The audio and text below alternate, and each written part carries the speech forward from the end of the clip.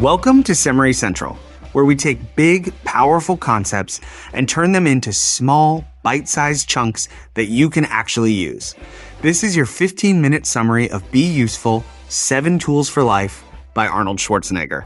Introduction, what it really means to be useful. Arnold Schwarzenegger's life reads like a movie script. Born in a small Austrian village, raised under a strict father and modest conditions, he somehow became a global symbol of success, the world's greatest bodybuilder, one of Hollywood's biggest stars, and a 2-term governor of California. But in Be Useful, Arnold insists none of it was luck. It was built, one deliberate, disciplined choice at a time. His rule for life is simple. Don't just live, be useful. Use what you have, where you are, to make things better, for yourself and for others. He says the secret to success isn't just ambition, it's contribution. When you stop focusing on what the world owes you and start asking what you can give, everything changes. This isn't a book about fame or muscles. It's about 7 tools anyone can use to build a life that matters. They're not abstract theories. They're the lessons Arnold lived by, forged through pain, discipline, and purpose. Tool 1. Have a clear vision. Everything starts with a vision. Arnold says, if you don't have a goal, you're just wandering. When he was 15, he saw a photo of Red Park, the legendary bodybuilder who played Hercules in movies, and it hit him like lightning. He didn't just want to be strong, he wanted to be the best. He imagined standing on stage as Mr. Olympia, moving to America, and living a bigger life than anyone thought possible. That image became his North Star. While others were sleeping, he was training. While others were talking, he was visualizing. Every rep in the gym was a vote for the person he wanted to become. Arnold says a clear vision gives you power over hesitation. When you know where you're going, decisions become simple. You say yes to what brings you closer and no to what doesn't. You don't need every step mapped out. You just need a target bright enough to chase. He calls vision the engine of usefulness because if you can't see where you're headed, you can't serve anyone else along the way. Tool 2. Never think small. Arnold believes most people fail because they think too small. They set goals that fit their comfort zones instead of their potential. When he started bodybuilding, people told him it was weird, niche, even unmanly. He didn't listen. He saw an entire global audience that didn't exist yet, and then he built it. He didn't just want to win contests. He wanted to make bodybuilding mainstream, turn it into an art form. And he did. Later, when he said he'd become a movie star, Hollywood laughed. His accent, his muscles, his name, everything about him was wrong. He said, fine, then I'll make it right. He turned those flaws into his brand. That's the power of thinking big. It forces you to innovate instead of imitate. Arnold's rule is simple. If you're going to think anyway, think big. Big thinking isn't about arrogance. It's about impact. Small goals serve your ego. Big goals serve the world. He says, if your dream doesn't scare you, it's not big enough. Thinking small keeps you safe. Thinking big keeps you alive. Tool 3. Work your ass off. Arnold doesn't sugarcoat it. Success is work. He says, you can't climb the ladder with your hands in your pockets. He was up at dawn, lifting weights before school, working construction during the day, and studying business at night. He never waited for opportunity. He created it.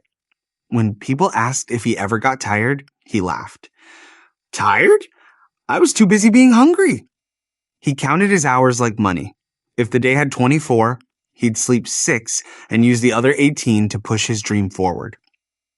That math, he said, never failed. Arnold's not anti-rest, he's anti-waste.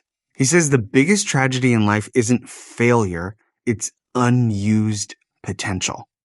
He explains that working hard isn't punishment. It's how you show respect for your goals. Every movie, every title, every election, all of it came down to the same formula. Show up, grind, improve, repeat. He says, while you're complaining, someone else is working. That's who you'll lose to. Work doesn't guarantee success, but laziness guarantees failure. Tool 4. Sell, sell, sell. Arnold believes everyone is in sales, whether they know it or not. You're selling your ideas, your work, your vision of who you are. When he came to America, bodybuilding wasn't respected. He changed that by selling it, smiling for cameras, writing articles, promoting the sport until people finally saw what he saw. He didn't wait for the world to notice him. He made the world pay attention. Later, when Hollywood said his accent was too thick and his body too big, he didn't hide them. He marketed them. He turned his weaknesses into brand signatures. That's what great selling is, turning rejection into identity. He says, don't wait for permission to matter. Show people why you do. Selling, for Arnold, is storytelling. It's how you connect your usefulness to the world. If you believe in what you're doing, it's your duty to promote it. He says, if you can't sell yourself, who will? He doesn't mean arrogance, he means enthusiasm. If you truly believe in your work, that belief becomes contagious. You can have the best idea in the world, but if no one knows about it, it's worthless. Tool 5. Shift gears. Life, Arnold says, is like driving a manual car. You have to know when to shift gears. He started as a bodybuilder, became an actor, then a politician, and now a philanthropist.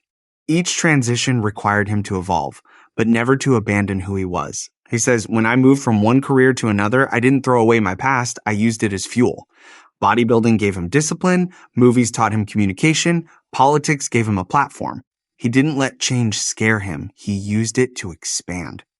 Arnold warns that people get stuck in old versions of themselves. They say, this is who I've always been. But he asks, so what? Who do you want to be now? Reinvention isn't betrayal, it's growth. Every setback, every pivot is a test. Will you adapt or break? He says failure is never final unless you stop moving. When life demands a new gear, don't resist, shift. Tool 6. Shut your mouth, open your mind. Arnold calls this one the secret weapon most people ignore. He says, when you're always talking, you stop learning. It sounds ironic coming from one of the most outspoken men in the world, but that's what makes it powerful.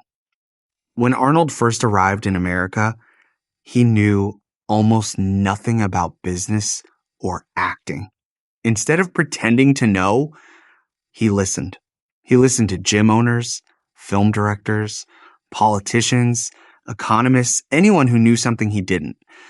That humility became his edge. He says, confidence doesn't mean you know everything.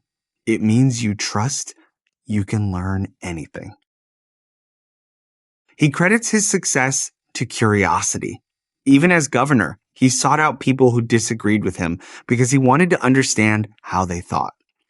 He learned that listening doesn't weaken your position, it strengthens your strategy. Arnold points out that most arguments aren't about truth. They're about ego. When you shut your mouth and open your mind, you get information no one else is paying attention to. That's how he turned rivals into allies and skeptics into supporters. And it's a rule that works everywhere, in business, relationships, and personal growth. You can't grow if your mouth is open. You can't learn if your mind is closed. Tool 7. Break your mirrors. Arnold says this is the final step, the one that gives all the others meaning. Break your mirrors. Stop looking at yourself so much. What he means is simple. Stop living as if you're the center of the universe. Success without service is just vanity. For years, Arnold chased achievements, trophies, fame, box office records, but after winning it all, he realized something was missing. It wasn't until he started giving back, funding after-school programs, championing the Special Olympics, mentoring young leaders, that he felt truly fulfilled. He says, you'll never feel like you have enough until you start giving some of it away. Usefulness, he believes, isn't about self-perfection. It's about contribution. The goal of all your hard work isn't to build a throne, it's to build a table. This is where happiness and purpose meet. When you stop asking, what's in it for me? And start asking, who can I help with what I've learned? Life finally makes sense. Arnold learned this from his mother, who spent her days helping neighbors and elderly people around their village. She didn't have fame or fortune, but she had impact. He realized that's what he wanted too, a life that ripples outward. The useful life. Arnold's message is clear. You don't need to be special to live an extraordinary life. You just need to be useful. He says, muscles fade, fame fades, but being useful never goes out of style. The world doesn't need more influencers or dreamers. It needs builders, doers, and helpers, people who make things better. Every great achievement in his life came from applying these tools. Vision gave him direction. Big thinking gave him courage. Hard work made it real. Selling spread his message. Shifting gears kept him growing. Listening made him wiser. Service made him fulfilled. Put together, they formed the Schwarzenegger Blueprint, a framework for a life that's not just successful, but significant. So, if you're lost or stuck, start small. Ask yourself one question. How can I be useful today? That's where everything begins. Not with luck or talent or privilege, but with purpose. And in the end, that's Arnold's challenge to everyone. Don't just chase dreams. Build something that matters. Don't just live. Be useful. If you enjoyed this summary of Be Useful by Arnold Schwarzenegger, be sure to like and subscribe. Also, share this video with someone you know. There are many people out there just like you, trying to learn and grow. Being useful might also mean helping them find these resources too. Take care. See you next time.